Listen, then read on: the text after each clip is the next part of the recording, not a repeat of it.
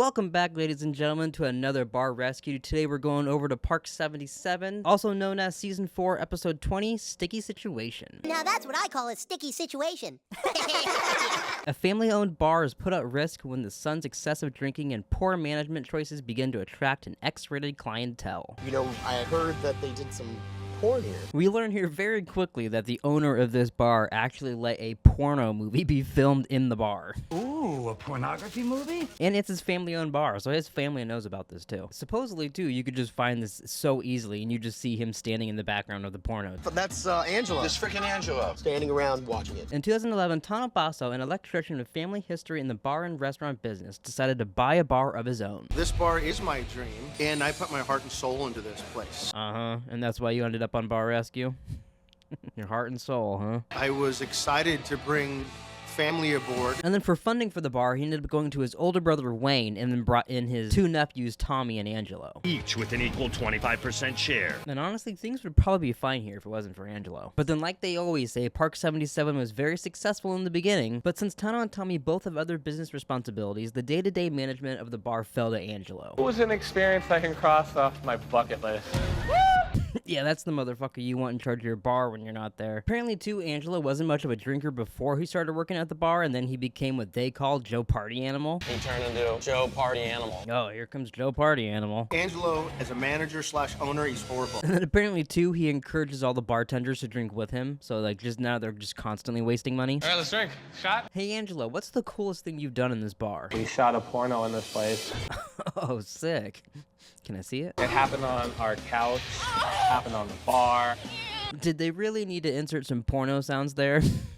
I feel like music would have been fine. Oh, the couch. Oh, he did it on the couch. Tano hated it. Tommy was really upset about it. But I'm like, we got paid for it. He's got a good point. They did get paid for it. I'm curious how much they got paid. You know, if that's a good amount, maybe that's something Jon Taffer has to think about when he's remodeling the bar. Where are they going to shoot all these pornos? You know, if it makes some good money. I wonder how much, let's Google that. How much would you get paid to rent out your building for pornos to shoot there? $1,000 to $5,000 a day. Sometimes you can fetch up to $10,000 a day. That's from the Google AI though, so who the fuck knows if that's true. If that's the kind of money he's making, I'd just start shooting pornos here. Ooh, a pornography movie? Apparently Tano and Tommy both want to get rid of Angelo, but Wayne won't let them. He's the one holding him back. My dad protects him, and it makes me very pissed off.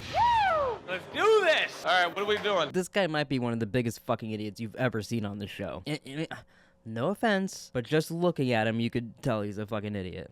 Sorry. Apparently, though, the bar is $188,000 in debt as well. If this doesn't turn around in 4 months, we're going to close the doors. And then John arrives to Park 77 with fan favorite Russell. I don't know what it is about Russell, but he kind of bugs me and scares me. He always seems like he's fucking sweating his ass off and drunk. I don't know. He scares me. It's a weird sign that they have. It almost looks like a children's scribble sign. Yeah, John is definitely changing that sign. That thing, it looks like they're going to a daycare center, not a bar. This is my neck of the woods. This is where I did a lot of business. Oh.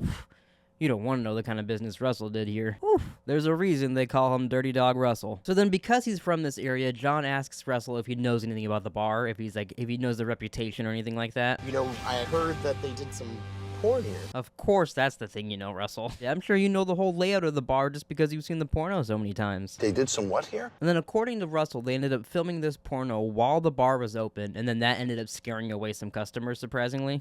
A porn. A porn. The fucking customers can't handle a little porno. Let's see if we can find it online.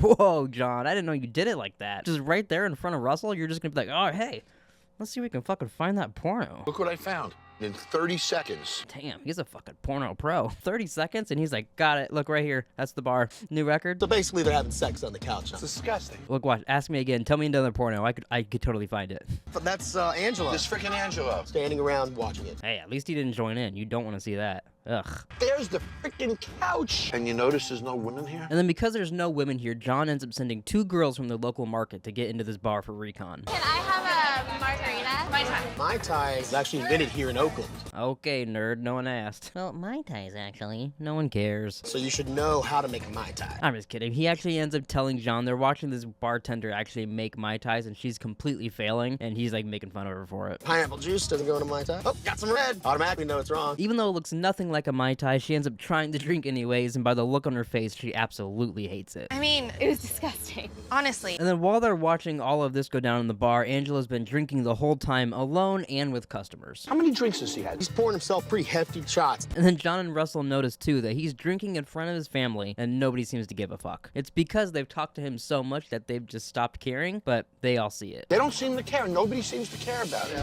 And then they also notice that Angela hasn't taken any cash tonight. This is a trend that they keep doing. They love to make drinks and take orders and just not take the money. I don't think he's taking $1 on that. No. But that doesn't matter, because how do you feel, Angelo? I'm feeling, yeah. Wow, this guy's an idiot, huh? I told you he's a fucking idiot. Fucking Luddite. Oh, God. And then the fucking recon ladies are about to sit on the porno couch. No, don't sit! Don't sit! Yeah, right. Oh, man, you're on the couch, Russ. Ugh.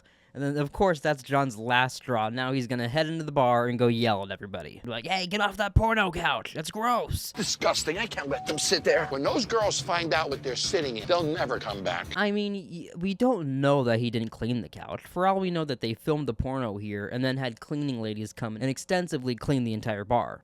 I doubt they did, but we don't know that they didn't. Maybe there's a whole part 2 to this porno that none of us have seen. Some of us haven't even seen part 1. Do you know who you are? I'm Angelo. I don't think Angela's feeling so good anymore, though. Tell them what happened on this couch. I don't know why Jon Taffer thought this was a good idea, but after he brings him over to those girls and makes him explain what was going on there, What is this? he fucking just pulls out the porno and is like, watch this, ladies. Porno that was filmed here. Fucking crazy move, Jon. This jerk shot a porn movie on that couch, So what? and you wonder why you're such a loser. He's like, hey, I never wondered that. You. Oh my god. What the fuck, Angelo? Ugh. This guy's so fucking gross. I guess that's how you know he never cleaned it. And either that or he's smelling the fucking recon girl's farts. Oh my god. Go do it again. Jon, stop fucking encouraging him. Ugh. Why? Why would you want him to keep doing that? This man is the epitome of a real moron. Do it again. Stop making him do that. Jon. Can you imagine why this bar is failing?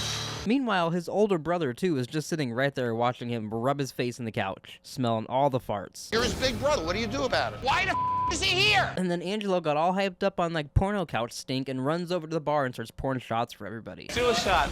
Good night, guys. I want nothing to do with this. I don't want anything to do with this either, Jon, but you were the one encouraging him to rub his face in the fucking couch. Ugh. But so then as Jon's leaving, Angelo's family runs out and begs him to stay, basically being like, we'll do anything. We'll murder Angelo if that's what it takes. Oh, please suck your dick, please. Please, Jon, stay and help us. They continue on to tell him that they've talked to him about this until they were blue in the face and that their father, Wayne, is the real guy stopping this. And if we can get to Wayne, then we can fix Angelo or get rid of him. I want you to call your brother and take control of the damn business. Jon tells him that if this doesn't change, though, and they don't have control of the business by the morning, that he's just not going to help them. He's going to get his ass out of here. We'll take care of it. But so then they go inside, they tell everybody to finish their drinks and get the fuck out. The bar's closed. Maybe they don't say fuck, but, you know, they tell them to leave. Finish your drinks, please. Take the couch, throw it out the door. They say that. According to the update, when they come back to the bar, they bring back the couch. So they stored it somewhere. They definitely didn't get rid of the porno couch. They knew the money that couch was bringing in. There's more pornos to be made. They end up going over to Angelo, though, and telling him that this man gave us a big opportunity here, so can you please just rein it in? And they beg him like 6 or 7 times to do that. I'll try. I want to hear yes. Yes, I will rein it in. Yes, I will rein it in. I really don't know why they decided to have this conversation with him now. This motherfucker is really not going to remember anything in the morning. He's so fucking drunk. Jon ruined the party. It was kind of a buzzkill. It's just a fun time. I mean, see? He still wants to fucking party. He's not thinking about responsibilities of the bar that he needs to, like, rein it in for Jon. And then we see a whole cycle of him sleeping at the bar. 9:30 a.m. He finally wakes up. He's in the same clothes he was in last night. Last night was really pathetic. So then Jon calls a team meeting now, basically asking them what they're going to do now to either get rid of Angelo or to rein him in and get control. Angelo, do you remember meeting me?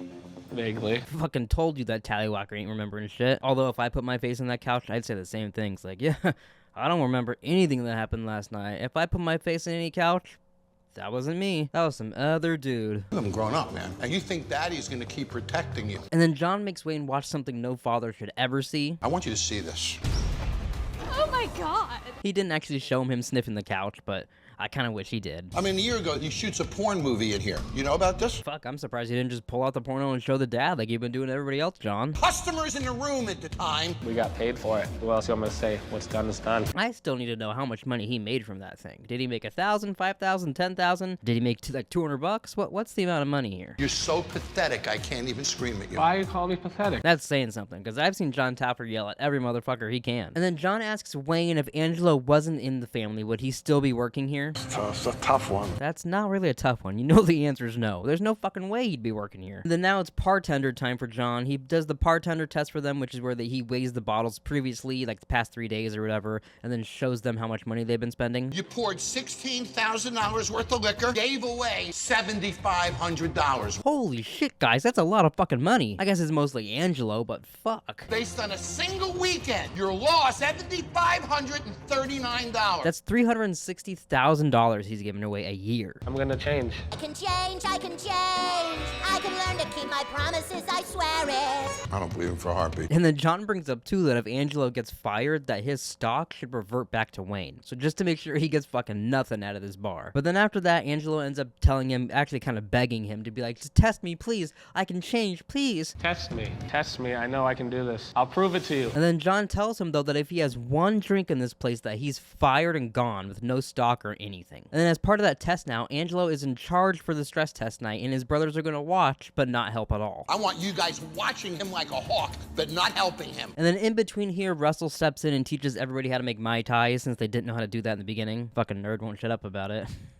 You guys know where the Mai Tai was invented? I'm Russell, I love Mai Tais. All right, guys, you ready for this? Alright, it's stress test time. Let's see if Angelo can handle being manager. I doubt it. I'm gonna guess 30% of the drinks crossing a bar, they're not collecting money for. I really don't understand these people. They're constantly making drinks. There's piles of drinks at the end of the bar that nobody has paid for, and they're just piling up more and more and more. There's no cash accountability. Angelo isn't managing anything. Yeah, you could say that again. He hasn't left the bar once. Nobody has been served. No drinks have been picked up. So then Russell comes up to Angelo and tells him a whole bunch of things that all the bartenders are out of, like limes and glasses and all this shit. And he ends up just completely ignoring him. Break his ass! So then John ends up pulling Angelo aside to his brothers and dad and asks them if they think he can run the business now. No.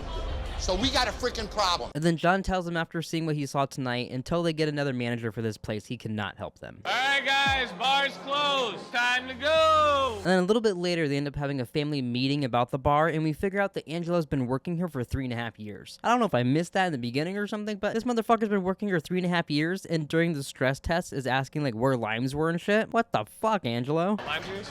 I'm not sure. You're the manager, man. So they all agree that Angelo's heart's not in this, and it feels like it's leading towards them firing him, and then it just cuts to him going, can we go home? All right, go home. He's over there like, I just want some dino nuggies and to be tucked into bed. Can we forget about the bar? All right, go home. I left you with a lot to talk about last night, huh? What happened? And then surprisingly, later on, they tell John that they have decided to hire somebody outside of the family to manage the bar, and then right now Tommy's gonna manage just until they find somebody new. And then Angelo will like assistant manage. I don't have confidence in myself to run the whole ship. And then before the place gets remodeled, they end up learning the new drink menu, and then they get a new drink called Gator Bait. They have another one too, but Gator Bait was the best name. The Gator Bait, boys and girls. Gator bait. Gotta be honest, I'd like to try a Gator Bait. Oh, I should do a video where I try to make all the bar rescue drinks. That'd be kind of fun.